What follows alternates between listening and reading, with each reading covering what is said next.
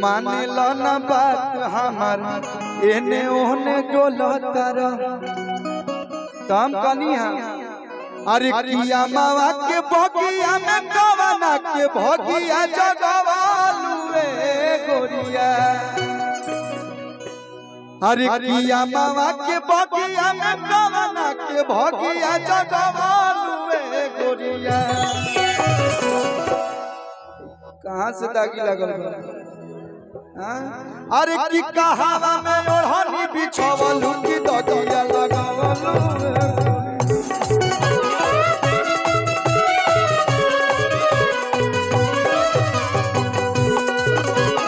कहावा में ओढ़नी बिछवलू की दगिया लगावलू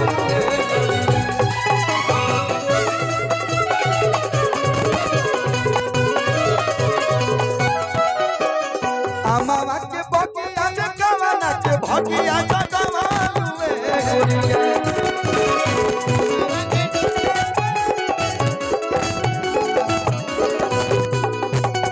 अरे अमावा के बगिया में कवना के भगिया जगवालुए गोरिया।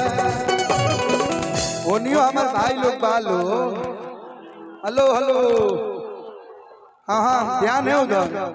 अरे की कहावा में ओढ़नी बिछवलू की दगिया लगवलू कहावा में ओढ़नी बिछवलू की दगिया लगवलू।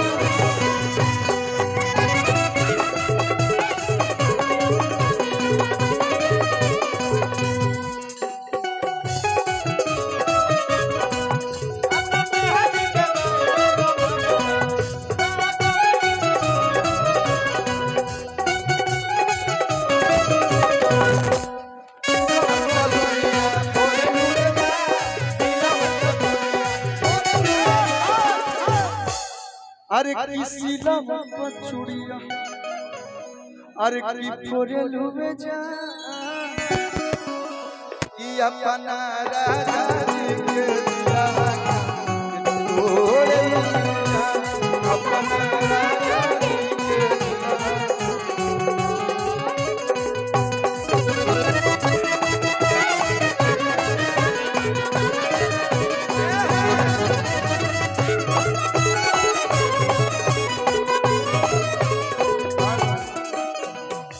इधर भी लोग हैं कभी कभी हम लोग भूल जा रहे हैं लेकिन आप लोग हैं हम नाते रहेंगे बीच बीच में।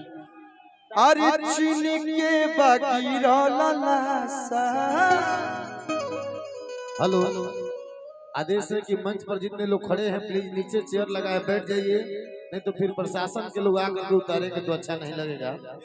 अपने लोग ही हैं सब लोग अपने हैं इसलिए आदर पूर्वक आप चेयर पर बैठ जाइए। आपके लिए व्यवस्था है। आप ही लोग को मैं बोल रहा हूँ मैं दूरदर्शन से थोड़े बोल रहा हूँ आकाशवाणी केंद्र पटना से मैं मंच पर खड़े लोगों के लिए बोल रहा हूँ। आप बैठ जाइए कुर्सी लेकर के नीचे कुर्सी बहुत सारा है व्यवस्थित होकर के बैठ जाइए कार्यक्रम का आनंद लीजिए नहीं तो फिर प्रशासन आकर के उतारेंगे तो फिर किसी को दोषी मत बनाइएगा। हाथ जोड़ रहे हैं भाई चलिए कल्लू जी।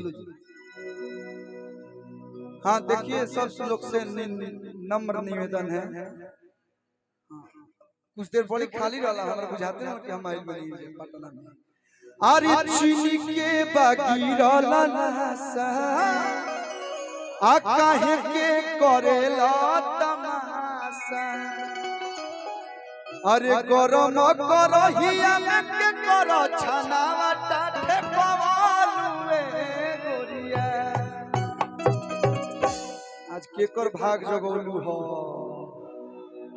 बताओ आज केकर झंडा गाएगा। अरे की गरम करहिया में के कर छनावटा अरे सोटो मुलुए गोरिया बताएगो भैया। अरे की कहो हमें ओढ़नी बिछवलू की दगिया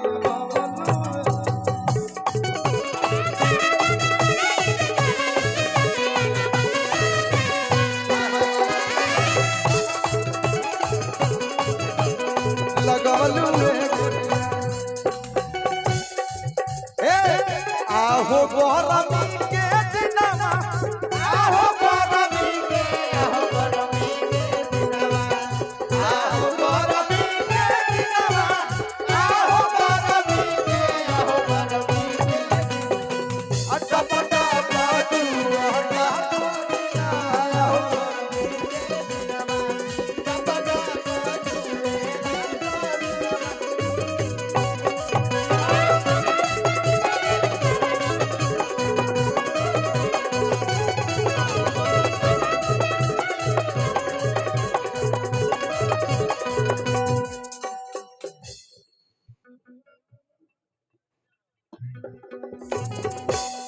छनौटा एगो शब्द आइला हमनी के भोजपुरी में इतना बढ़िया बढ़िया छनौटा समझते हैं ना छनौटा छाने वाला छानले बड़ो ना कहो तूनु छनौटा लेके चलल करो हाथ में मिलाओ तो तू छनौटे से छानल करो। एगो बड़ा बढ़िया गीत हम बोले रहनी जब माहौल ऐसा मिले तो मन कर लगा एक जना के पति परदेश बाणे मुक रह